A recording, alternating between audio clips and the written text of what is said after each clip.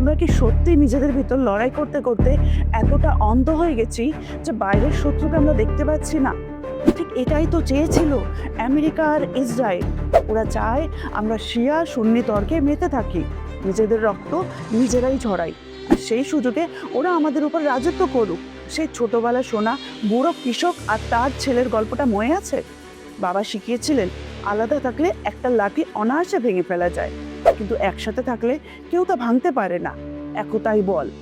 এই সহজ সত্যিটা আজ আমাদের চেয়ে ভালো কে জানে, কিন্তু দুর্ভাগ্য আমাদের, আজ আমরা নিজেদের সামান্য মতভেদ নিয়ে পড়ে আছি। অথচ দেখুন, গত কয়েক দশকে প্যালেস্টাইন, ইরান, সুদান, লেবানন আর লিবিয়ারে কি হয়েছে।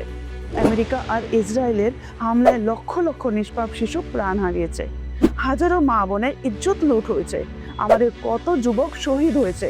তার হিসাব কে রাখবে? আল্লাহর দোহাই, এখন আর ঘরে বসে থাকার সময় নেই। আগুন এখন আমাদের দৌড় করে পৌঁছে গেছে। লড়াইটা এখন আমাদের অস্তিত্ব বাঁচানো, শিয়া হোক বা সুন্নি, দিন শেষে আমরা তো একই আল্লাহর বান্দা, একই ইসলামের অনুসারী।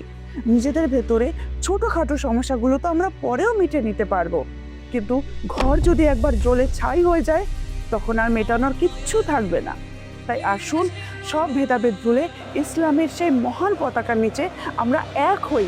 আজ ন্যায়ের পক্ষে ইরানের পাশে দাঁড়ানোর সময়, আজ এক হওয়ার সময়, আজ জেগে ওঠার সময়।